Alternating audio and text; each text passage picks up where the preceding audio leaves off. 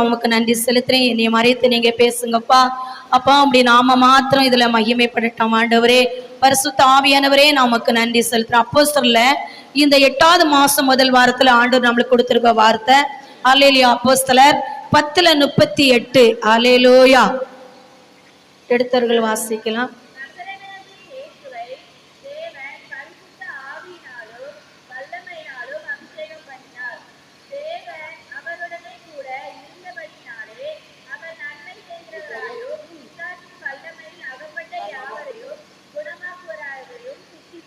அல்லேலூயா.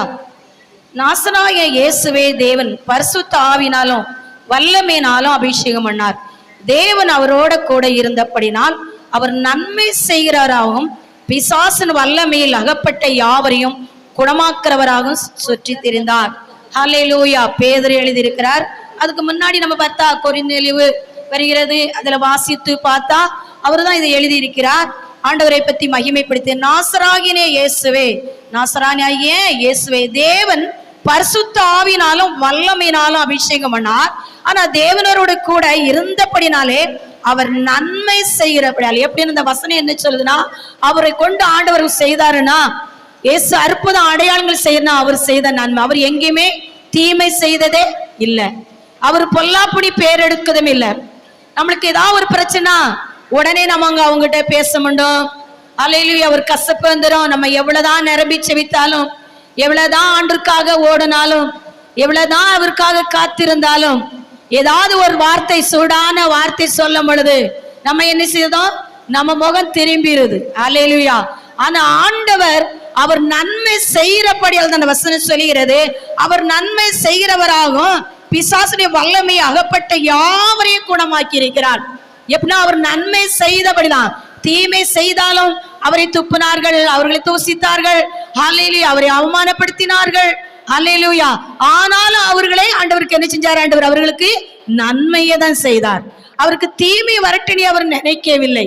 ஆனா இந்த உலகத்துல ஊழியக்காரங்களால் யாரெல்லாம் செய்தான், எனக்கு விரோதமா எழும்பினார்கள், அவர்கள் மரித்து விட்டார்கள், எனக்கு விரோதமா எழும்பினார்கள். அல்லேலூயா. அவர் அப்படி சொல்லவில்லை. அல்லேலூயா. அவர் நன்மை தான் செய்கிறார். ஏன்னா அவருடைய பிள்ளைகளாச்சு நம்ம. யாரு? அவருடைய பிள்ளைகள். நம்ம பிள்ளைகள் எவ்வளவு தப்பு செய்தாலும் நம்ம பிள்ளைகளை நம்ம தீங்கு நினைப்போமா? எவ்வளவுதான் தப்பு செய்யட்டு, ஒரு போதையில ஒரு மகன் வந்து குடித்துட்டு படுத்தலாம், அந்த மகனை குளிப்பாட்டி எண்ணெய் தேய்ச்சி அவனை சுத்தம் பண்ணி சாப்பாடு தான் கொடுக்காங்க தாய் தப்பேன். ஆனாலும் அவங்கள வெறுக்கவில்லை. அல்லேலூயா.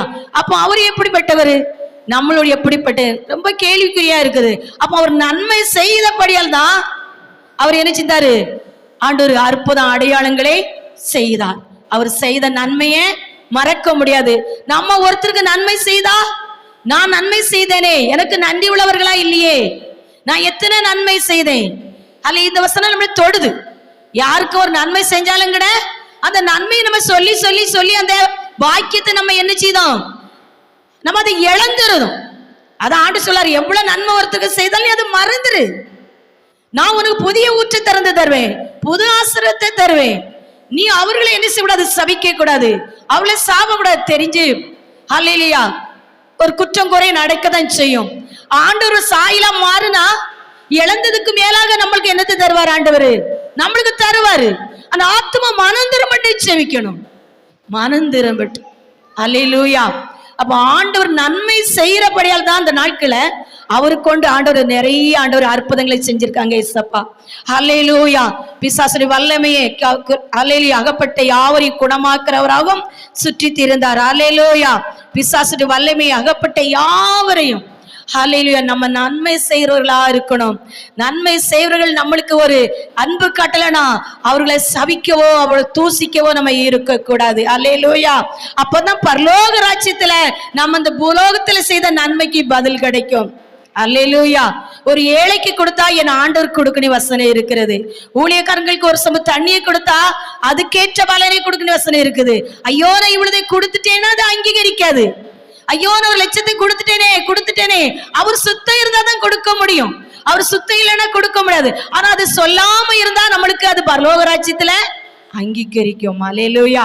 அது மகிமைப்படும். அது அவர் மகிமைக்காக எது செலுத்துறோமோ அது கர்த்தருடைய நாம மகிமைப்படும். ஆமென். சோதரம் பாருங்க, ஆதியாமத்துல பாருங்க 2:7 அதுல ஏசப்பாவுடைய மகிமையை நாம பார்த்தோம். இதுல நம்ம ஆதியாமத்துல 2:7, 8, 9 படிச்சு பார்த்தோம்னா, தேவனாய கர்த்தர் மனுஷனை பூமியிலே மண்ணிலே உருவாக்கி சுவாசத்தை அவன் நாசிலே ஊதினார், மனுஷன் சுபத்துமானான்.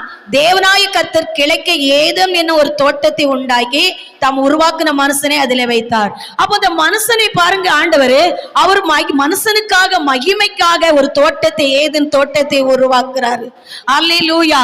ஆண்டவர் நம்ம கர்த்தருடைய நாம மகிமைப்பட முத இல்ல, அந்த தோட்டத்தை உருவாக்கி அதுல மகிமைப்படுத்தி தான் ஆண்டவர் என்ன செய்கிறாரு? ஹல்லேலூயா. இந்த மனசை கொண்டு இந்த ஏதேன் தோட்டத்துல வைக்கிறாரு அவர். ஹல்லேலூயா. சோத்திரம் ஆண்டவரே. நம்ம நினைப்போம், ஐயோ ஒரு குழந்தை பிறந்துட்டே, நம்ம அதுக்கு என்னது சேர்க்கணும், நம்ம என்னது வைக்கணும், ஒரு பெண் பிள்ளை பிறந்த, ஐயோ நான் அந்த பிள்ளையை எப்படி செய்ய, நம்ம எப்படி கட்டி கொடுக்க, எப்படி இந்த பிள்ளையை படிக்க வைக்க நினைப்போம். அவருக்கு உருவாக்குனவரு, அவருக்கு எல்லாம் தெரியும், அதெல்லாம் வச்சிருப்பாரு. ஹல்லேலூயா. அது நம்ம அவருக்காக ஓடிக்கொண்டு இருக்கும் பொழுது அது தன்னாலே வெளிப்படும். ஆண்டவர் ஏதேன் தோட்டத்தை உருவாக்கிதான் அதுக்கு பெருத்த மனுஷனை கொண்டு அங்க எங்க செய்தாரு. அந்த ஏதேன் தோட்டத்துல 9 பாருங்க, தேவனாய கர்த்தர் பார்வைக்கு அழகும் புசிப்பதுக்கு நலமான, அப்புறம் எல்லாம் அந்த தோட்டத்துல இருக்கு. அது ஒரு செழிப்பான தோட்டம், அது விரிச்ச கனிகள் இருக்கு, எல்லாமே அதுல அடங்கி இருக்குது, தேவைக்கு எல்லாம் நம்ம புசிக்கலாம். ஆண்டவர் அதை உருவாக்கி தான் அதுக்கு பிறகு கொண்டு மனுஷனை வைக்கிறார். அல்லேலூயா, அல்லேலூயா. மனுஷனை வச்சிட்டு கொண்டு அவர் உருவாக்கவில்லை. அல்லேலூயா. நம்மளை உருவாக்கி வருகிறாருன்னா, இந்த ஊழியத்திலே நம்மளை உருவாக்கி வருகிறாருன்னா, தாயின் கருவிலை முன்குறித்து நம்மளை தேர்ந்தெடுத்து இந்த ஊழியத்துல வைத்தா, இந்த ஊழியத்துக்கு நிறைய ஜனங்களை கிராமத்தை வச்சிருப்பாரு. அது நம்மளுக்கு தெரியாது. அந்த ஜனங்களை வைத்து இந்த கிராமத்துக்கு தான் இந்த பேழை. நம்ம அவர் சமத்திலே ஜெபிக்க வேண்டிய கடமை. அல்லேலூயா. நம்மளுடைய குடும்ப வாழ்க்கையும் அதே போலதான். நம்ம நினைத்து கொண்டு இருப்போம், என் கர்த்தர் எனக்கு இதை செய்வாரா அதை செய்வாரா. அவர்கிட்ட ஓடிக்கொண்டே இருக்கும் பொழுது அவர் எல்லாமே நம்மளுக்கு சேர்த்து வைப்பார். நம்ம சேர்த்து வைக்கணும் ஒரு ஞானம் உண்டு. அல்லேலூயா. எவ்வளவுதான் நம்மளுக்கு ஆசீர்வாதம் இருந்தாலும் அது ஒரு சேமிப்பு இல்லாம நேர் விட்டுருவாங்க. அல்லேலூயா. ஆனா நம்மளுக்குன்னு ஒரு ஞானம் உண்டு. ஆண்டவர் நம்மளுக்கு ஆசீர்வதித்தாலும் அல்ல ஒரு வசனம் உண்டுல, பித்தியுள்ள ஸ்திரீ வீட்டை கெட்டுவாள், பித்திலா ஸ்திரீ வீட்டை என்ன செய்வா, இல்லாதவா இடித்து போடுவா. அல்லேலூயா. ஊழிய பாதையிலனாலும் செய்தி, குடும்ப வாழ்க்கைனாலும் செய்தான். அல்லேலூயா. அவர் நியமிக்க ஓட்டத்துல ஓடிக்கொண்டே இருக்கணும். அப்போ ஆண்டவர் நம்மளுக்கு என்ன சொல்லார், உனக்கு எல்லாம் வச்சிருக்கேம்மா, என்னை வெறுமையா விட்டுட்டேரே, என்னை ஒண்ணு இல்லாம விட்டுட்டேரே, நான் உண்மே நம்பி வந்தேனே, ஆண்டவரே நான் கூடாரத்துக்கு நானே வந்து கொண்டே இருக்கேன்னு சொல்லலாம். உங்களுக்கு ஆசிரத்தை வச்சிருக்கிறார். உங்க கண்கள் என்ன திறக்கச்சில அது கண்ணு வெளித்தான் வெளிப்படும். அல்லேலூயா. அவர் வைக்காம இருக்க மாட்டார். என்ன அவருக்கு பிரியமா ஓடணும். அல்லேலூயா.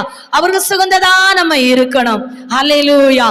சோதரம். ஒரு மரத்தை வைக்கிறோம், அது சுத்தி களைய வெட்டி, அல்லேலூயா, சுத்தி என்ன செய்தோம், களைய வந்து புடுங்கி போட்டு அதுக்கு உரம் வைக்கிறோம். அந்த உரம் வச்சு அது வளரதான் துளிர் விட்டு கனி கொடுக்கும். அல்லேலூயா. அந்த கனியை பாருங்க, நம்ம அவர் சுத்திகரித்து கொண்டு இருக்கிறார். அதுக்கு உரம் வச்சா அல்லேலூயா நல்லா காய்க்கொண்டு நம்ம வைப்போம். அதே போல நம்ம ஒரு மரம் நம்மளை சுத்தம் பண்ணி கொண்டு இருக்கிறார். நம்ம கனி கொடுக்கிற மரம், நம்ம பிதா மகிமைப்படுத மரம். அல்லேலூயா. சோதரா பாருங்க, அந்த கனியை நம்ம பறிக்கும் பொழுது பாருங்க, அது நல்ல கனியா இருந்தா டேஸ்டா இருக்கும். நம்ம அந்த காயிலே பறிச்சு அதை பழுக்க வச்சா பாருங்க, அது சுவை குறைவா இருக்கும். நம்ம அப்படிதான் காயிலே பறிச்சிருந்தோம், அது பழுக்க உடம்புக்கும்.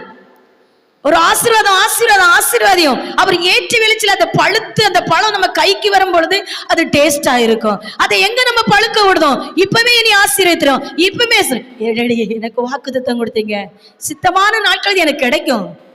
நம்மளுக்கு பொறுமை இருக்காது, நம்மளுக்கு தாழ்மை இருக்காது. எனக்கு உரியது எனக்கு தானே வேணும். ஒரு மிருகச்சீவன் வளர்க்கிறோம், எதுனாலும் இது மாடு வளர்க்கிறோம், அல்ல ஒரு தொழில் செய்யறோம், ஒரு கம்பெனி இருக்குது, எதனால அப்பா தந்தது, அவர் டேஸ்டா தான் தருவாரு. அப்பா நம்மளுக்கு எதை தந்தாலும் சுவையா தான் தருவார். அப்பா நம்மளுக்கு எதை கொடுத்தாலும் மகிமையா தருவார். இந்த ஊழியம் நம்மளுக்கு தந்திருக்காரு, மகிமைக்கு தான் தந்திருப்பார். இத்தனை ஆத்மாவில தாயின் கருவில தேர்ந்தெடுத்தா, இன்னும் அநேக மக்கள் தேர்ந்தெடுத்த மக்களும் அல்ல சிதறுண்டு போனாலும் ஏற்று வெளியில அவருடைய கூடாரத்துக்கு அவர் பிள்ளைகளை கொண்டு வந்துருவார். எப்படி அவருடைய பிள்ளைகளை நரகத்துக்கு விட மாட்டார். அல்லேலூயா. பாதாளத்துக்கு விட மாட்டார்.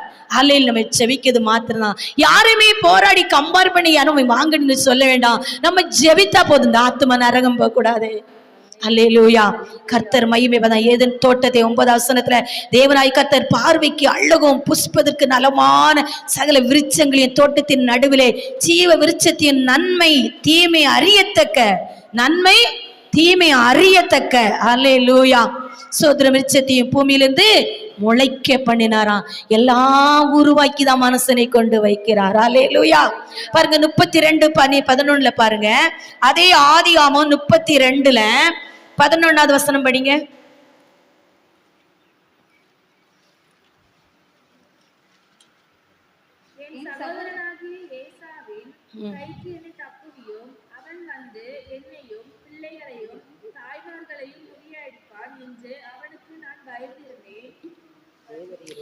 என் சகோதரனாகிய ஏசாவின் கைக்கு என்னே தப்பியும். யாக்கோபு சொல்றான். அல்லேலூயா. இந்த யாக்கோபை பத்தி நம்ம எல்லாத்துக்கும் தெரியும், ஏசாவை பத்தியும் தெரியும்.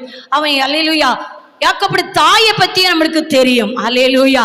நம்மலாம் அப்படி நம்ம என்ன செய்ய இருக்க கூடாது. 2 பிள்ளைகள் இருந்தா ஒருபோல நேசிக்கணும். அல்லேலூயா.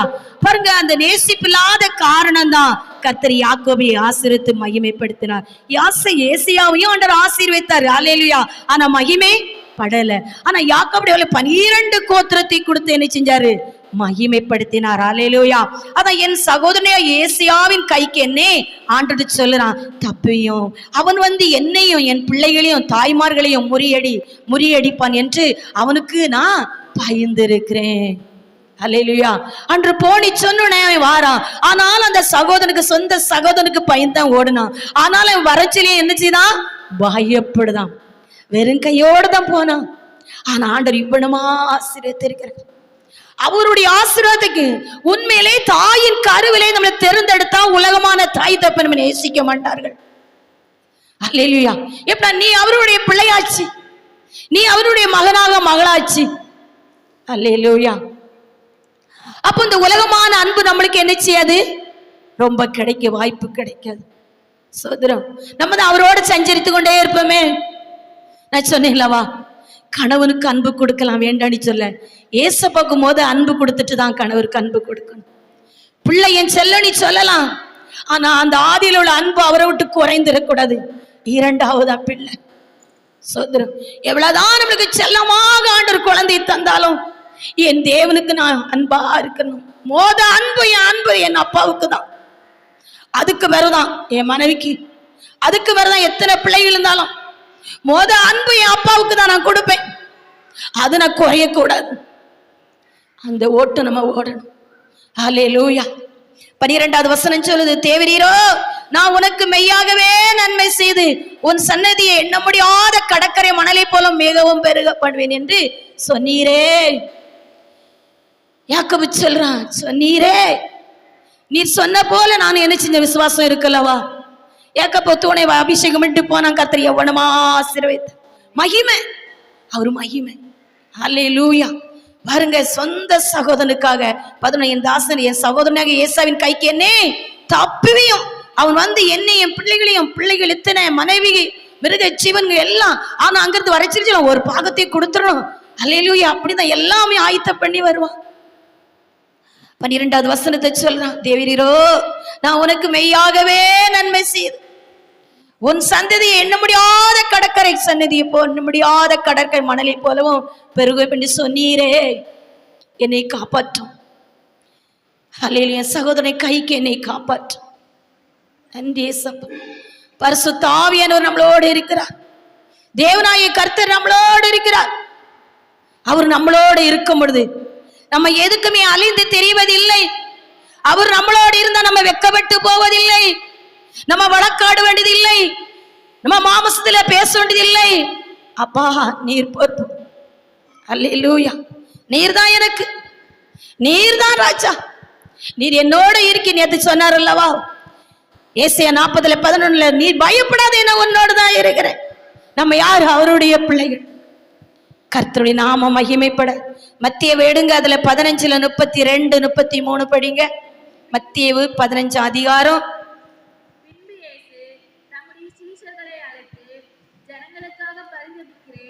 இவர்கள் என்னிடத்தில் 3 நாள் தங்கியிருந்து சாப்பிட ஒன்றும் இல்லாதிருக்கிறார்கள். இவர்களை பட்டினியாய் அனுப்பிவிட எனக்கு மனதில்லை. வழியிலே சோர்ந்து போவார்களே என்றார்.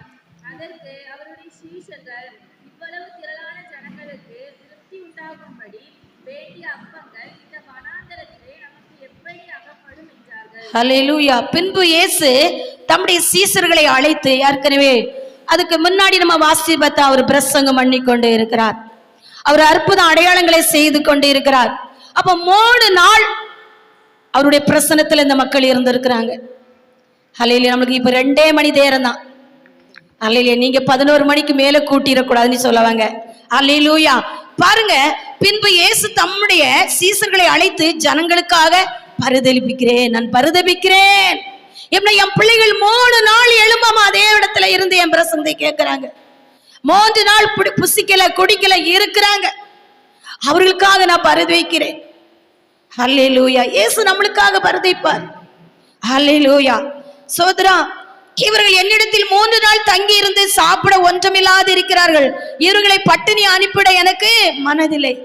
ஆண்டவர் சொல்றார், 3 நாள் என் பிள்ளைகள் இருக்கிறார்கள், இவர்களை நான் விடதுக்கு எனக்கு மனதில்லை. வெறுமையா ஏதாவது என் பிள்ளைகளுக்கு கொடுத்து அனுப்பணும்.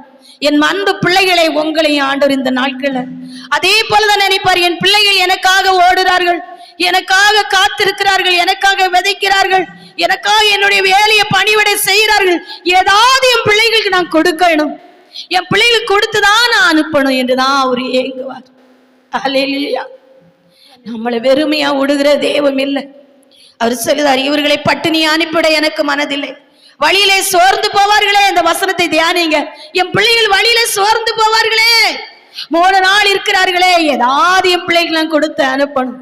என் தகப்பன் அதே போலதான், அவர் அன்புள்ள தகப்பன், அவர் பாசம் உள்ள தகப்பன். அதற்கு அவருடைய சீசர்கள் இவ்வளவு திரளான ஜனங்களுக்கு திருப்பதி உண்டாகும்படி வேண்டிய அப்பங்கள் இந்த வனாந்தரத்தை நமக்கு எப்படி அகப்படும்? சீசரிட்ட ஆண்டவர் சொல்கிறார். சீசர் சொல்றாங்க, இந்த வனாந்தரத்துல இத்தனை ஜனங்களுக்கு இந்த கூட்டத்துக்கு எப்படி கொடுக்க முடியும் நம்ம? 34வது வசனம் சொல்லுது, அதற்கு இயேசு, உங்களிடத்துல எத்தனை அப்பங்கள் உண்டு என்று கேட்டார். அவர்கள் 7 அப்பங்களும் சில சிறு மீன்களும் உண்டு என்றார்கள். எத்தனை அப்பம்? 7, சில சிறு மீன்கள். அப்பொழுது அவர் ஜனங்களை தரையிலே பந்தி இருக்க கட்டளையிட்டு, எவ்வளவு ஒரு விசுவாசம், எவ்வளவு ஒரு விசுவாசம். ஹல்லேலூயா. பெருமையான பாத்திரத்தை, ஹல்லேலூயா, சோத்ரம், என் கர்த்தர் பெரியவர், அவர் செய்வார். ஹல்லேலூயா. அப்பொழுது அவர் ஜனங்களை தரையிலே பந்தி இருக்க கட்டளையிட்டு, நீங்கள் உங்களுடைய வாழ்க்கையில இதே போல வெறுமையான பாத்திரமா இருக்கிறார், என் தகப்பன் பரிசுத்த ஆவியானவரை தேடுவர்களுக்கு குறைவில்லை. ஹல்லேலூயா. ஒண்ணு இல்லாதே போல இருக்கும்.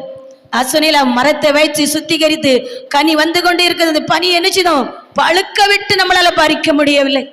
ஹல்லேலூயா. பாருங்க, அந்த 7 அப்பங்களையும் அந்த மீன்களையும் எடுத்து சோத்திரம் பண்ணி விட்டு தம்முடைய சீசர்களிடத்திலே கொடுத்தா, சீசர்கள் ஜனங்களுக்கு பரியானார்கள். ஆனா விசுவாசம் அந்த சீசர்களுக்கு இருக்குல்ல, இந்த 7 அப்பமும் இந்த சிறு மீன்களும் என் ஆண்டவர் சொன்னாரு, நம்ம பந்தி என்ன செய்வோம்? சோத்திரம் பண்ணி கொடுக்கச்சில அது திரளாக பெறுகிறது. ஹல்லேலூயா. நம்மளுக்கு விசுவாசம் என்ற கேடகம் வேணும். ஹல்லேலூயா. கர்த்தருடைய நாமம் மகிமைப்பட, பரிசுத்த ஆவியானுடைய நாமம் மகிமை. 37 எல்லாம் சாப்பிட்டு திருப்தி அடைந்தார்களாம். மீதியான துணிகளே 7 கூடை நிறைய எடுத்தார்களாம். ஹல்லேலூயா. அப்ப நிறைவா கொடுக்கிறதே. லூக்காவில் எடுங்க, லூக்கா 15 4வது அதிகாரம். உங்களில் ஒரு மனுஷன் 100 ஆடுகள் உடையவனாய் இருந்து அவைகளில் ஒன்று காணாமற் போனால் 99 ஆடுகளையும் வனாந்தரத்திலே விட்டு காணாமற் போன ஆட்டை கண்டுபிடிக்கும் அளவும் தேடி திரியானோ? ஹல்லேலூயா. உங்களில் ஒரு மனுஷன் 100 ஆடுகளை உடையவனா இருந்து அவைகள் ஒன்று காணாம போனா 99 ஆடுகளையும் வனாந்தரத்தை விட்டு காணாம போன ஆட்டை கண்டுபிடிக்கும் அளவுக்கும் தேடுகிறானே. இந்த காலை வெளியில கிட ஒரு சகோதரி எங்க வீட்டு முன்னாடி வந்து நின்று, என் ஆடு தொலைந்து விட்டது, உண்மையிலே எனக்கு தேடி கண்டு எனக்கு கவலையா இருக்குது, எங்க போச்சுன்னு தெரியலையே, நான் தேடிக்கொண்டே இருக்கேனே. அந்த ராஜிக்கிட்ட சொல்லிச்சுல, அவன் சொல்லலாம், அந்த ஆடு எங்க கிட்ட வந்து கிடக்குது. அது சொன்னு அவர் முகத்துல பார்க்கணும் சந்தோஷத்தை. இந்த உலகமான ஆட்டுக்கு அவ்வளவு சந்தோஷம்னா, நம்ம அப்பா எப்படிப்பட்டவர், அதான் கண்டுபிடித்த பிறகு அந்த சந்தோஷத்தோடு அதை தன் தோள்கள் மேல் புட்டுக்கொண்டு, அல்லேலூயா, பாருங்க, வீட்டுக்கு வந்து கர்த்தருடைய நாமம் மகிமைப்பட வீட்டுக்கு வந்து அந்த சிநேகரையும் அயல்காரரையும் கூட வரவழைத்து, காணாம போன என் ஆட்டை கண்டுபிடித்தேன் என்றோட சந்தோஷப்படுங்கள் என்பான் அல்லவா. அதுபோல மனம் திரும்பிய அவர் என்ன சொல்றாருன்னா, நம்ம மனம் திரும்பணும். நம்ம மனம் திரும்பும் பொழுது நம்மளுடைய வாழ்க்கையில வெற்றி. அல்லேலூயா. நம்ம எவ்வளவுதான் ஆண்டவரை வசனம் வாசித்தாலும், எவ்வளவுதான் நம்ம ஆராதித்தாலும், எவ்வளவுதான் நம்ம ஊழியம் செய்தாலும், ஒரு சிறிய சிறு தப்புல நம்மளுடைய வாழ்க்கையில நம்ம வீட்டை விட்டு அந்த துக்கம் மாறாம இருக்கும். ஒரு சிறிய சிறிய பிள்ளையில நம்ம வீட்டுல ஒரு சமாதானம் இல்லாம இருக்கும். ஒரு குடும்ப வாழ்க்கையில ஒரு ஜெயத்தை எடுக்க முடியாம இருப்போம். அதான் அதுபோல மனம் திரும்பி அவசியம் இல்லாத 99 நீதிமான்களை குறித்து சந்தோஷம் உண்டாகிற பார்க்கலாம், மனம் திரும்புற ஒரே பாவி மித்தம் என்னச்சுதான் பரலோகத்துல மிகுந்த சந்தோஷம் உண்டாயிருக்குமா. அதான் யாரையுமே அவங்க கரையில் சொல்ல நமக்கு தகுதி இல்லை. அல்லேலூயா. எப்படி 99 ஆடுகளை பார்க்கலாம், ஒரே ஆடை நேசித்தவர் பரலோகத்துல சந்தோஷப்படுது. அல்லேலூயா. நான் நீதிமான் நம்ம சொல்லவே முடியாது. அல்லேலூயா. அதே போல நான் பாவி பாவின்னு சொல்லிக்கிட்டே இருக்க கூடாது. மனம் திரும்பணும், மனம் திரும்பணும். அவர் அதை தான் பார்க்கிறார். என் மகன் இன்னைக்கு மனம் திரும்புவானா, என் மகன் இன்னைக்கு மனம் திரும்புவானா. அல்லேலூயா. சோதராதா. அதுபோல மனம் திரும்பி அவசியம் இல்லாத 99 நீதிமானிகளை குறித்து சந்தோஷம் உண்டாகிற பார்க்கிறோம். மனம் திரும்புற ஒரே பாய்மித்தம் பரலோகத்துல மிகுந்த சந்தோஷம் உண்டாயிருக்கு என்று உங்களுக்கு நான் என்ன செய்யறேன் சொல்கிறேன் சொல்லுகிறார். ஹல்லேலூயா. பரிசுத்த ஆவியானவருடைய நாமம் மகிமைப்பட்டதுக்காக உமக்கு நன்றி தகப்பனே. ஹல்லேலூயா. நம்ம மனம் திரும்புவோம், கர்த்தருடைய நாமம் மகிமைப்பட. ஹல்லேலூயா. சோத்திரம் ஆண்டவரே. ஒவ்வொரு கரை இந்த முதல் மாதத்துல இந்த 8வது மாசத்துல நம்ம ஆராய்ந்து மனம் திரும்புவோம். கல்வா ரத்தத்துல பானம் பண்ண போறோம். அவரே உங்களுக்கு பானம் பண்ண வைக்கிறார். அவரே ஒரு ரத்தத்தை நம்ம புசிக்க போறோம். அவருடைய சரீரத்தை புசிக்க போயிடும். நினைவு கூர்ந்து கர்த்தருடைய நாமம் மகிமைப்பட மனம் திரும்பி அதுல கலருவோம். மகிழ்ச்சியோட வீட்டுக்கு போவோம், சந்தோஷத்தோட வீட்டுக்கு போவோம். ஹல்லேலூயா. அப்படியே கலருவோம். ஸ்தோத்திரம் ஆண்டவரே. உமக்கு நன்றியப்பா. உம்முடைய பிள்ளைகளை ஆசீர்வதிங்கப்பா, பாதுகாத்து கொள்ளுங்கப்பா. ரத்தம் பானம் பொழுது நீங்கள் ஆண்டவரே, ஆண்டவரே சோதரன் கல்வாரி ஆண்டவரே மித்துதிக்கிற பானம் மனச்சுல ஆண்டவரே ஆராதனை ஆசீர்வாதமா இருக்கட்டும்ப்பா. அப்பா மித்துதிக்கிறப்பா. அம்மேன் ராஜா. நான் மனம் திரும்பணும் ஆண்டவரே, நான் மனம் திரும்பணும் ஆண்டவரே. எனக்கு தெரியல ஏசப்பா எது நீங்க தான் எனக்கு உணர்த்தணும் ஆண்டவரே. நீங்க ஒரு ஆத்மாக சந்தோஷப்படுது நீ சொல்லுதீங்கப்பா. உமக்கு நன்றி இயேசுவே.